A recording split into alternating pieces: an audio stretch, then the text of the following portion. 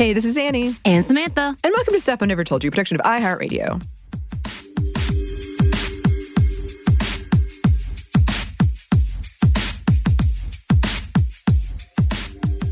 And welcome to liberal women making the world the worst.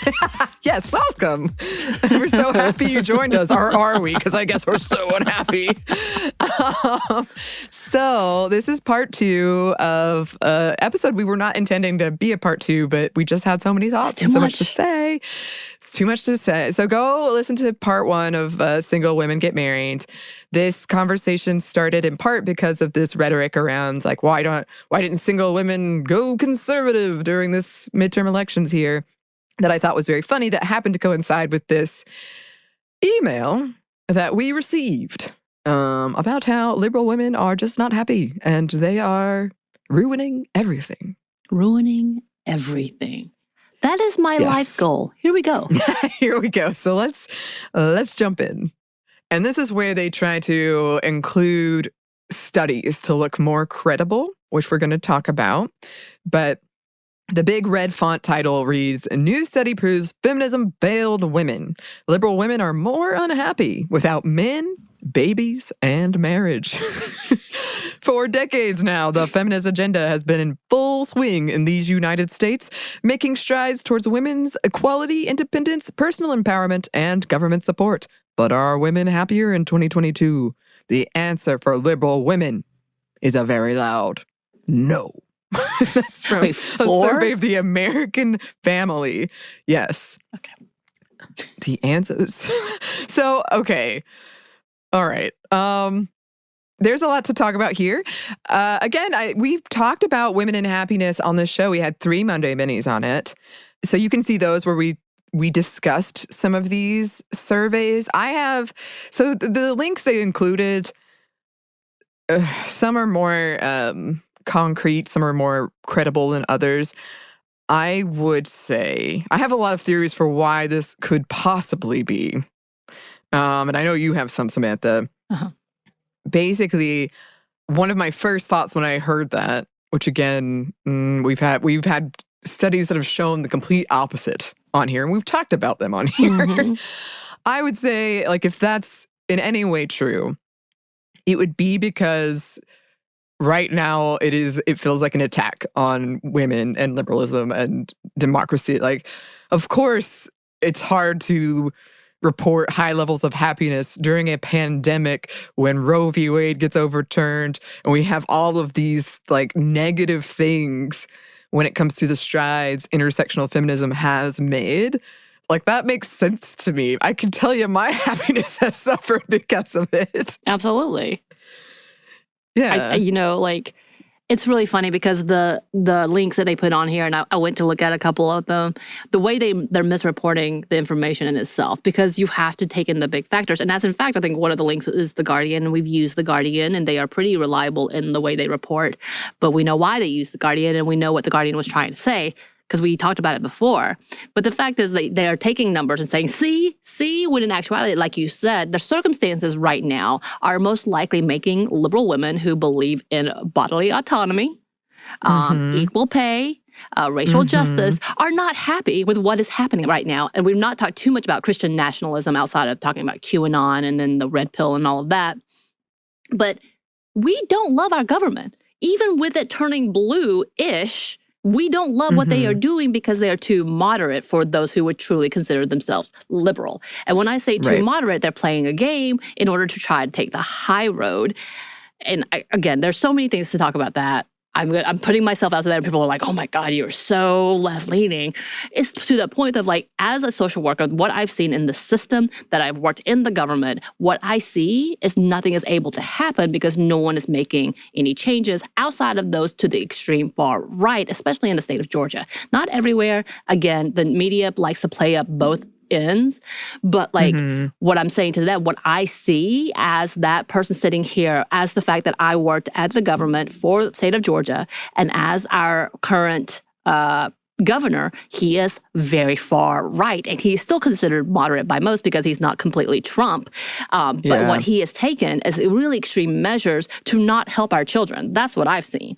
So all of these things, like, we don't love the government, even if they are the ones we voted for. They are not who we truly wanted. And so therefore, yeah, I think for the most part, we are really honest and like, they're not doing what they promised they were going to do. And or they're not able to, that's a whole different conversation because of all the roadblocks. So a liberal woman who truly is seeking liberal gains, as in true rights to what we see as being equal to the rest of the people. So no, we've not been happy probably the last hundreds of years. Were we more happier when Roe v. Wade did come into effect? Absolutely. Celebrated that. Were we happier when queer rights actually happened and gay marriage was actually noticed? Yes. And recognized by the country? Yes. We celebrated the hell out of that. But that's all turning back, especially since 2016. So we're a little concerned and unhappy. We're also the same ones who are probably like, yes, we need to be in quarantine. Yes, we need to mask up. No, we're not happy about it. We are probably all like have acknowledged and actual diagnosed mental health stuff because we go to therapy. And so therefore we are unhappy about this situation. But we acknowledge because these things are happening and they have not been handled. Like, I know that's personal, and I'm going on a rant, but by God, for the love of Jesus, you are correct when we are honest in our opinions. Yeah, and I think that's a key point. I think both, as you said, context is missing from these numbers, if they're even like accurate, and who did they ask, and who, there's important context missing. I think that liberal women, and this could be a generalization that I've experienced, are more likely to be honest and to report those kinds of things. But also, and this is a much bigger topic, it's a very controversial topic. We've been talking about doing this episode forever, but I do think that not a lot of conservative women who really buy in to the conservative rhetoric of, you know, women in marriage and all that stuff, I think that they're less likely to admit that they're, you know, being a mother is hard and it's not always perfect or easy, or like, I think they're less likely to say that. Right. And let's be honest, and I saw an amazing TikTok the other day because, you know, TikTok, we're apparently a world of TikTok. That's my world. That's where I get my information. Just kidding. I'm just kidding. But no, like, I've seen so much content, and we're actually looking up and researching about Christian nationalism and what it's doing to women, and why there's concerns and understanding what is happening, especially to that group of people.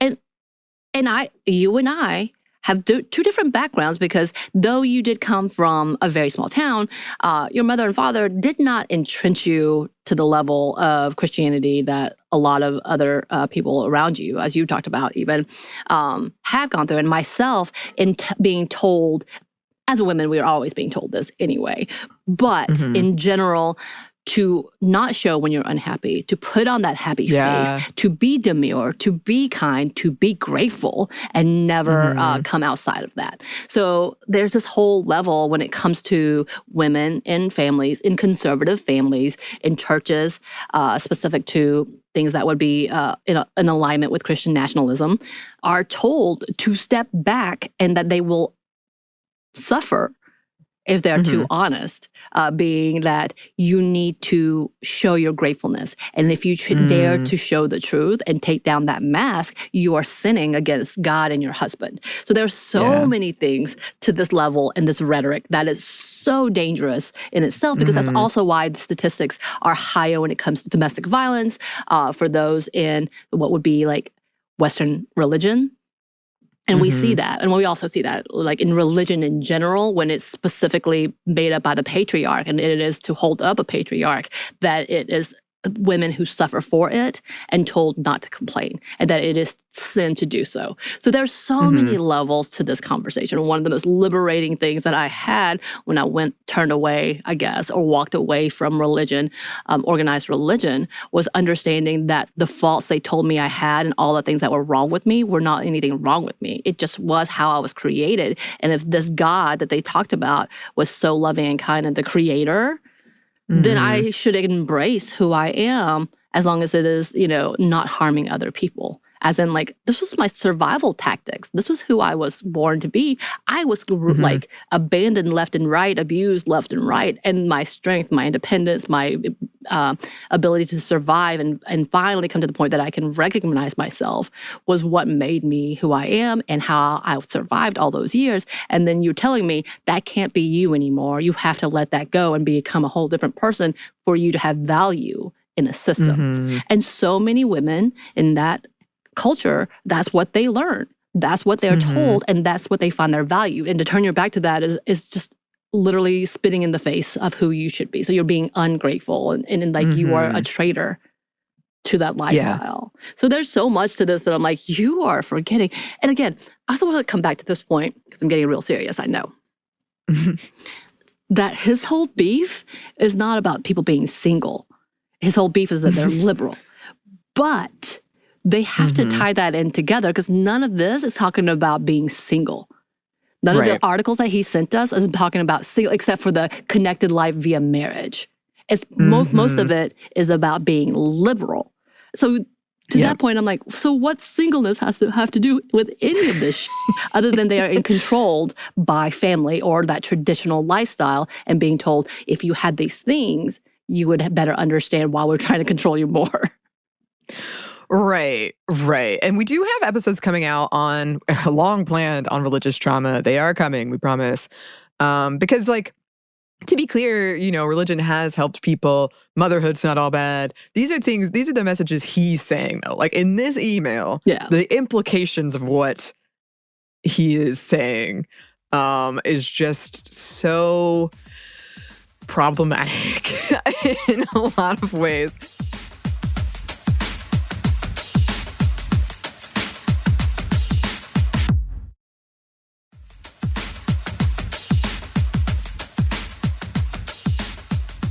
Okay, I want to continue. So this person runs a pro-patriot, pro-masculine, pro-Christian group and dares to ask the question, why? And then there's some numbers that are given about women getting married later than ever, unmarried women. And here's a quote. As it turns out, when you turn against God's plan, you become unhappy. On the contrary, when you embrace God's plan, the plan of traditional family and children, both men and women are happier on the whole. Which is funny to me because, once again, if you stick by Paul says don't get married. His whole shtick was if you are literally horny, then get married because how you don't sin. But outside of that, they bring you down. His whole spiel is this, which is why he remained unmarried, but with some young boys. Take that for what it is. But like he had this whole thing, and we know the majority of the New Testament, which is what is a big conversation here, is literally saying don't get married. I love that you just actually this guy. But like, what's so funny is because if you see the Gospels, which is talking about Mark, Luke, John, Matthew, which by the way, only one of them, I believe, was the disciple, John, who his whole message, John's whole damn message is about love. If you want to go through his entire thing is you cannot love. If you don't love, you're not of God. Like that's exactly what his whole spiel was. But the other Gospels are literally saying this is the church, the Father, the church, and the Holy Ghost, which is the bride, the husband, and the father. Like that's the analogy that it comes to, supposedly. I think the translations have been ripped through a lot, and there's a lot of conversations about this. We know within that world, which I'm not going to get into, people are going to yell at me. But all of that to say is, sure, that's exactly that level of trust. Like the Father in is the guide you, and the church is the one that follows Jesus. So that's how it's supposed to make up the marriage world. That type of level. Which, by the way, if we want to talk about it, Jesus was very humble and didn't do anything to actually hurt the wife or the church. So that's on the husband who beats them and cheats on them and or does all these abusive things. Jesus did not do that. Just as a reminder. And also did not command. He never once commanded that you have to do this. Is that if you love a person, then you should do this. Again, whatever. That's a whole different level. But the fact is, when it came down to Paul's teaching, which is the rest of the New Testament outside of Revelation and all that, he was actually not, he didn't think marriage was great. As in fact, he kind of made fun of Peter, who was married, and thought he was lesser. What? That's a whole different conversation. Wow. I'm sure people are going to be at me like, that's not true. It's true. They hated each other. He tried to kill them until he converted. Oh my God. Just as a reminder. Whew. It's been a long time since I read the Bible, so I remember all these things. But all of this again comes back to like this whole level of like this was God's intended purpose. Not really. I mean, in the Old Testament that happened, and they had multiple wives, and then they also killed their wives, and also they trapped it into marriage by raping them. So that happened in the Old Testament, sure. Oh, gosh. Wow, man. Really, really well, actually, this guy. I love it. Our religious drama episodes are going to be intense. I have a lot of thoughts. Gosh. Yes. Well, I love it. And then, so the email continues, and it has a quote from this survey they got from AEI. Which is a conservative survey, by the way. It's a conservative, yeah. And it says, conservatives, Americans who embrace family-first values and virtues that steer them towards wedlock marriage have happier, more fulfilling lives.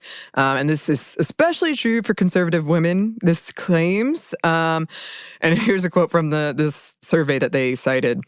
The problem facing liberals, then, is that too many of them have embraced the false narrative that the path to happiness runs counter to marriage and family life, not towards it. They think independence, freedom, and work will make them happy, which is why significant portions of the popular media are filled these days with these stories celebrating divorce and singleness. How dare you? I know. The secret to happiness for most men and women involves marriage and a life based around the family. I love that I know you skipped this part, but I love that he brings out an article from Bloomberg, and he's like, in reality, married mothers are richer than the single women. So there's money talked about in here. I'm like, I don't think you know what that means. Yeah, and there's so much in here that oh boy, we could really pick this apart. I really do want to do a tag by tag. Let's talk about this because wow. Yeah. And we are. I'm just going in frantic mode of what is wrong with this dude? This is an email we received, just to reiterate. I love that they think independence, freedom, and work will make them happy.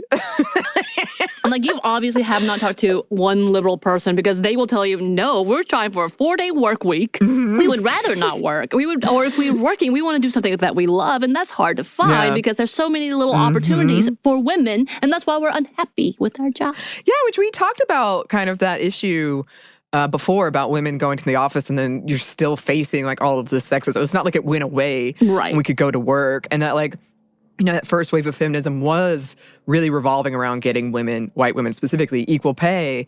And we still don't have that. So, of course, we're still frustrated. Right. And we still don't have equity when it comes to getting any type of rights in general. And they're still being discriminated against for wanting children in the first place, which, by the way, that puts a roadblock in wanting children. Bro?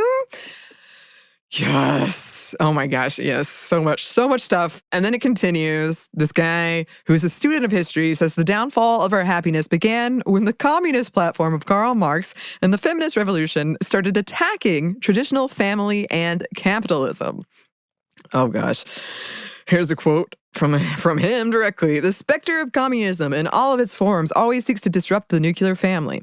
This holds true from the Communist Manifesto to the 13 Principles of Black Lives Matter, which both blatantly seek to disrupt and abolish the Western prescribed nuclear family. What's the first step? Destroy the head of the nuclear family, the husband and father. Why are men so fragile? This does feel pretty male fragility. Aw, poor men. And of course, the term Western prescribed, we know what that is. Again, hello, white supremacy, we're here. Hey. Yes, and he goes on.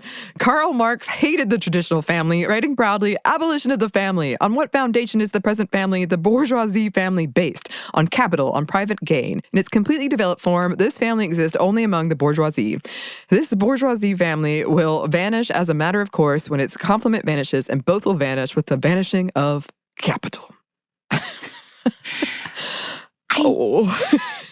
It's kind of like a, Oh, and speaking of, oh my gosh. Does he, like, that's just the word private gain. I'm like, is that offensive to you? That you don't like being told that, yeah, you're doing this for your own gain? Anyway. Yeah, doesn't like it. I love this part. He quotes the 45 goals of communism as written into the congressional record of 1963, and he includes 3 bullet points. Discredit the family as an institution. Encourage promiscuity and easy divorce. Emphasize the need to raise children away from the negative influence of parents. Attribute prejudices, mental blocks, and a word I'm not going to say of children to suppressive influence of parents. So it's like blaming the parents, I guess, and women. I mean, it's not said, but implied, women be promiscuous and they can get divorced now. Right. Also, this is obviously that last, the attributes prejudice and mental blocks. This is about critical race theory. Like that's which that is not introduced. You son of a in high school, middle schools, elementary schools. So that is not a thing. This is why Texas still thinks that they can. Never mind. I'm gonna stop. Sorry, Texas, we love you. But I was told by a person growing up, they were like, we didn't have American history, we only had Texas history. I've heard that too. She Listeners actually from told Texas, me. right in. Yeah, she came in. She was like, I didn't know. Like when we were in college talking about any of the things, I don't think it was anything big. Like I'm trying to think of like Black Wall Street. I learned about it in college, but it was like a very blip. I don't think that was even the conversation. Like things like that. We didn't even talk about Tuskegee. Nothing. It was something like, yeah, this is the United States and this is what happened. She was like, oh, I don't know that because they didn't teach us anything out of Texas history. Y'all, those who are in Texas, is that still a thing? Those who grew up in Texas, is that still a thing, or are they doing American history? But she was very baffled. Yeah. Anyway, yeah. Please write in. Please write in. There's certainly like a lot of ableism going on here too. Obviously. And I love it. It feels very defensive. Again, it feels very much like they're blaming the parents. The parents.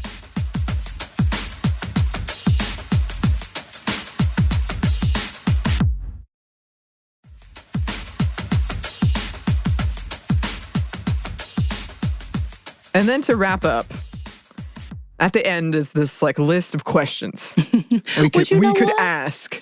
For his credit, it's kind of nice to see. Like, all right, you helped do the work. This makes it easy, which is what he knows. Okay, yes. All right, so here's what he knows. We could ask, how did the modern welfare state marginalize men and make single motherhood attractive?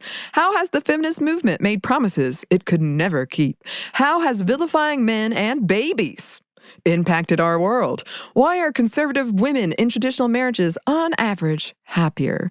What does masculinity have to do with solving this problem? What fallout has the absence of fathers created in our society? Why is the Black community a model that the Democrat Party would like to repeat with all people groups? Why are traditional gender roles and traditional marriage so outrageous to the left? What is a man's role in resolving this societal problem? His penis? I know. I mean, we're making fun. This is also offensive, but it's also like, oh, silly. Like, thank you for this email, dude, because now I know not only are you a misogynist, not only are you sexist, you are absolutely racist and ableist. So everything about you, which by the way, this dude got like a really serious injury. So bro, you should understand about disabilities just a little bit, but you can't stop yourself. And that's why you sell yourself as an ass. Yeah. Oh, yeah. I mean, again, I almost thought this was a joke when I got this email. Yeah. I was like, surely not. The vilifying babies, that is... I mean, some babies are evil. That's what horror movies tell me. That's what I see. But no, like, I honestly, as one of those who actually worked to try to, what he would say, save a traditional family, because I worked in suburban areas, small, rural Georgia areas, which is predominantly made up of literally like low-income white families. And those are the families that I worked with. And I'm telling you what, I got some really fun, amazing reactions from them. I was trying to save them. I was trying to sure do help them. I will say that. But you know what? They have no help from those who seek to tell them that they need to do better. And also who seek to tell them that it's not their fault. It's obviously the Black community who is becoming the role model of the Democratic Party, which, man, I really wish. If we could follow suit to all the Black women who have created such an amazing route and path for us, that would be phenomenal. That's part of the problem. We're not actually following that model. Right. Yeah. Oh my gosh. Like, that's why I'm unhappy. Like I said, we have a lot of reason to be unhappy. I think he's missing that point. That's like one of the key points. Yeah, I also love that he's talking about all these things that have been literal roadblocks that the Republican Party uses, and or the Conservative Party, the Families First Party, as they would like to think themselves, because they don't really care about other families, just their family. That they are the reason why these roadblocks are happening. The movement made promises it could never keep because you're roadblocking everything. Right, exactly. And it's also one of those things where clearly, like, as a white man, I'm sure you felt very happy and comfortable.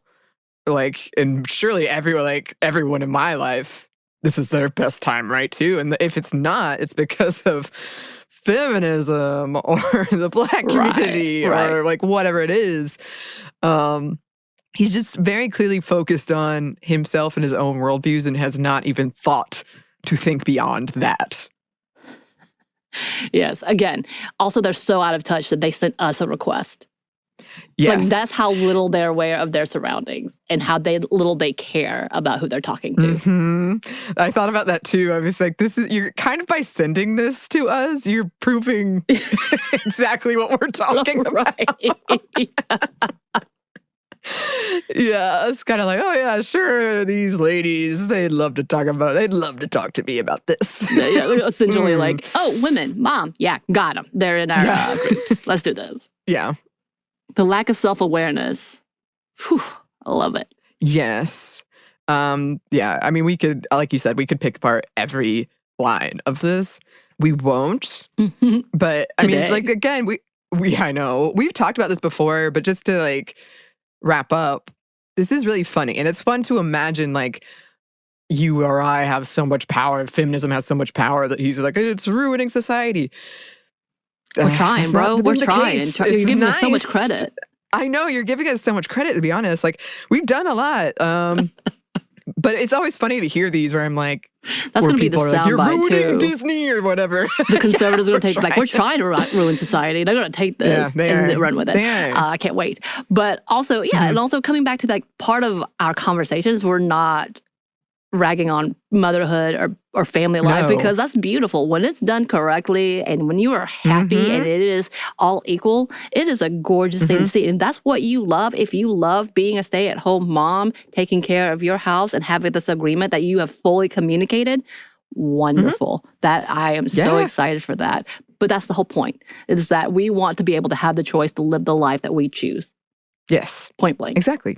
And having the freedom to do so and being happy to do so without harming others. Exactly. So, yeah, I mean, this was quite a funny thing to pick through, but it is still very frightening and toxic that people believe this. Yeah. So I hope you had a good laugh, like I said at the top. But it's like infuriating and funny. Cringe, pause. Funny? Yeah. Question mark. I had to read it like 3 times before I was like, oh my gosh, I guess this is real. Okay.